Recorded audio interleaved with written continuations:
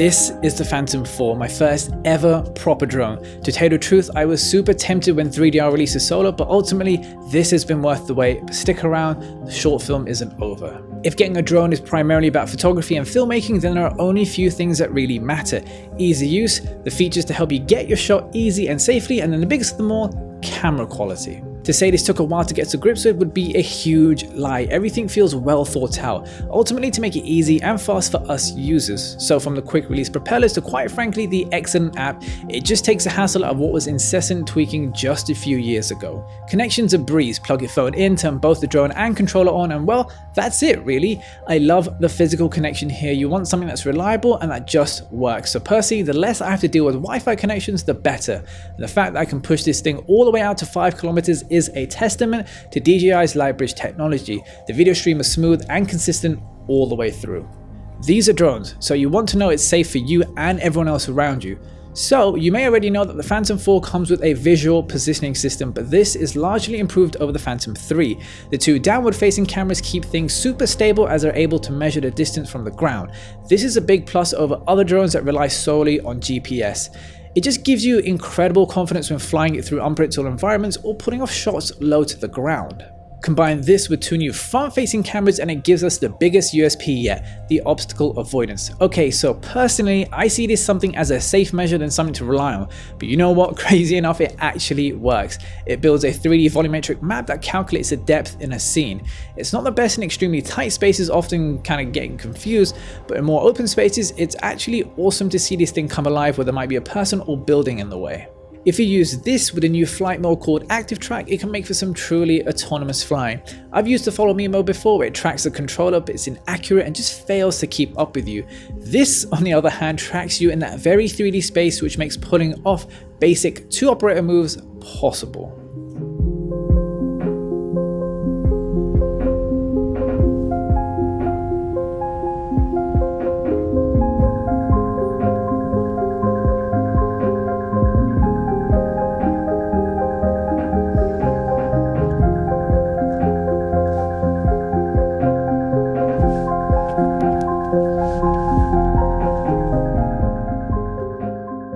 Okay, so it has great features and it's incredibly easy to use, but what's the point if the camera is bad?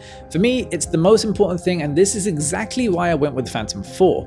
The lens is rectilinear and that small detail is a very important one. I mean, I hate losing resolution and detail when correcting barrel distortion on cameras like GoPros. You want the footage to complement your piece, not stand out.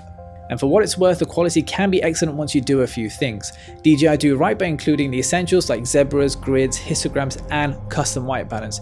There are some limitations to understand though. So for instance, the resolution is 4K, but be careful about cropping in. The bitrate is not the highest, so try and get the image the best you can in camera. There are a number of color profiles too to make the most of the available dynamic range, and you can also tweak contrast and saturation to further help. If you want good motion, I definitely recommend you buy a set of NDs as the aperture is fixed.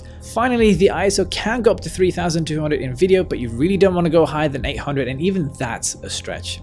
So once you learn to work within these options, you can end up with some really nice images. Seriously, with the right type of shot, location, and time of day, you're en route for some incredible footage. For photography, it's a no-brainer as the Phantom 4 is capable of taking raw images. Honestly, I am stunned by this piece of kit. It's a mature, well-developed product which feels like a generation above other consumer quadcopters. It just makes getting what you've been thinking up here fast and easy, and that's the important thing when you're trying to concentrate on getting the shot. In a way, it's like shooting on film. You have a limited amount of time to get it right, and that just makes you more thoughtful. You can expect up to 25 to 28 minutes of flight time, which is great when some other drones only get about 20. And just as a note, remember to calibrate before your flight and have a look at the options because there are a lot. For instance, I've increased the height of the sticks, changed the stick layout, and customized the sensitivity to give me finer control. If you're on the fence about this, I honestly can't recommend it enough. It's easy, has the features you need, and produces very compelling imagery. Ultimately, this is a great tool to add to your arsenal in order to add perspective and create meaning. Links are in the description if you're interested. Please check them out. Feel free to throw a like and hit subscribe because it really would mean the world. Take it easy, and I'll see you soon.